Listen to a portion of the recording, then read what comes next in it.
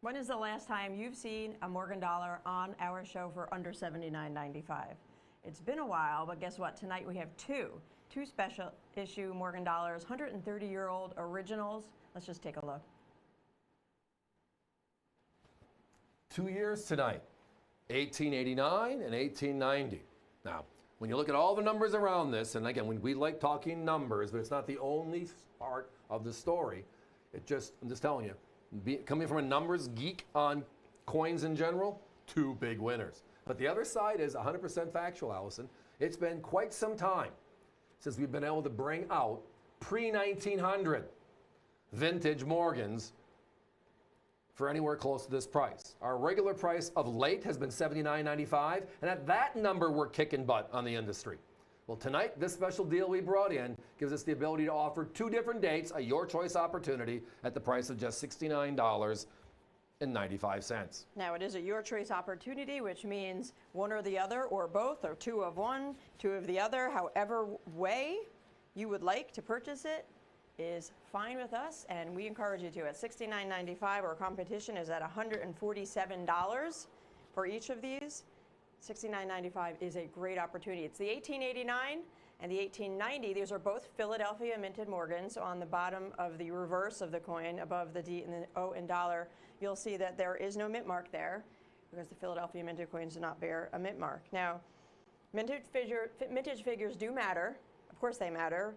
But when we look at population reports, that's how we get a gauge of how many coins are out there. You know, what survived the melting? How many coins were melted in 1918 for the Pittman Act? Correct. They melted 60% of the Morgan dollars.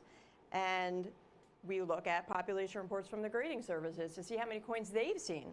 So you'll find that a couple of years earlier, 81, 82, the S's, the 83, 4 or 5 O's, you're looking anywhere from 100,000, 150,000, up to 200,000 coins have been seen in all grades.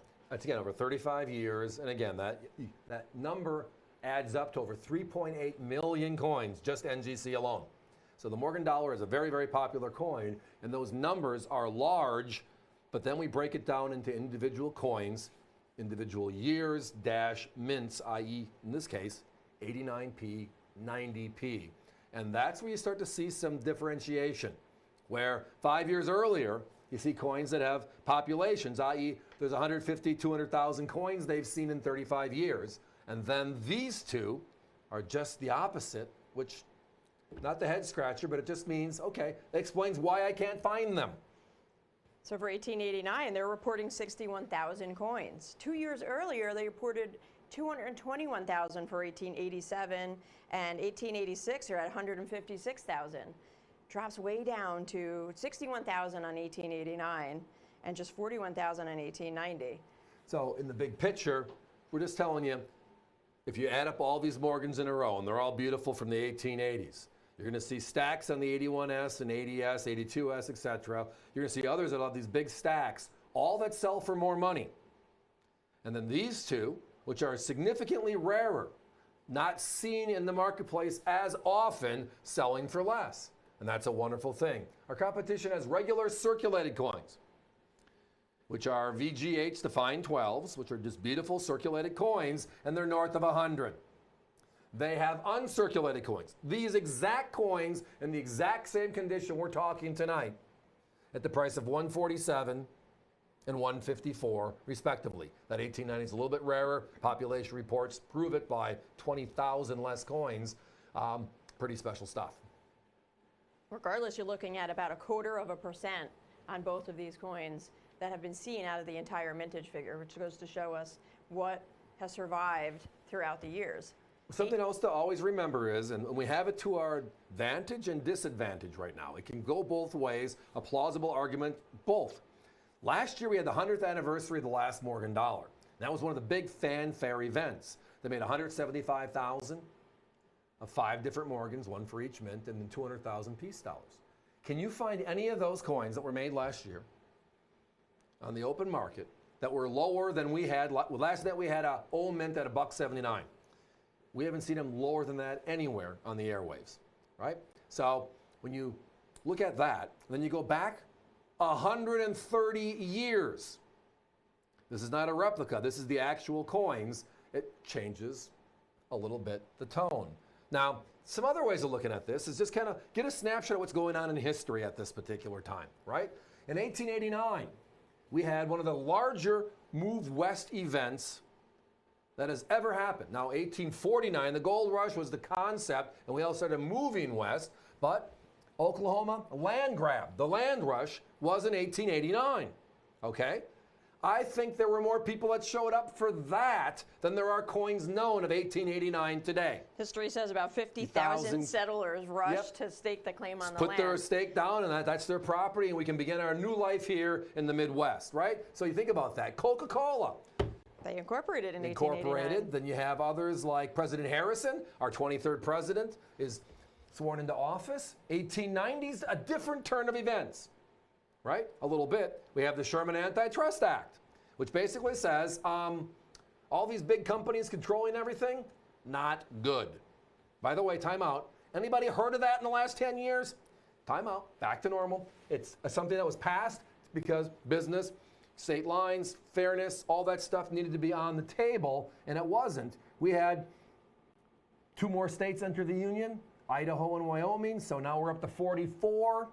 Congress designated Yosemite in 1890 as a national park. And for those of you college football fans, it's right around the corner, is it not?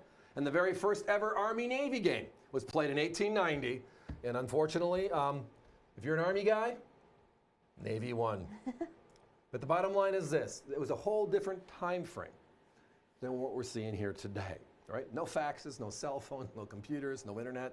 It was, no telegraph per se, right? You could pick the phone up and call anybody. It was a whole different process. And our world was changing. We are 100 years old, give or take, right? And we're starting to see the 13 states go into now 44 states. That's this time frame. Right? That is this time frame. But then again, it comes back to one very simple thing. The Comstock Lode, the largest silver find ever in America, turns into the Bland-Allison Act, which turns into the Morgan dollar, which is the largest silver coin put into circulation in U.S. history.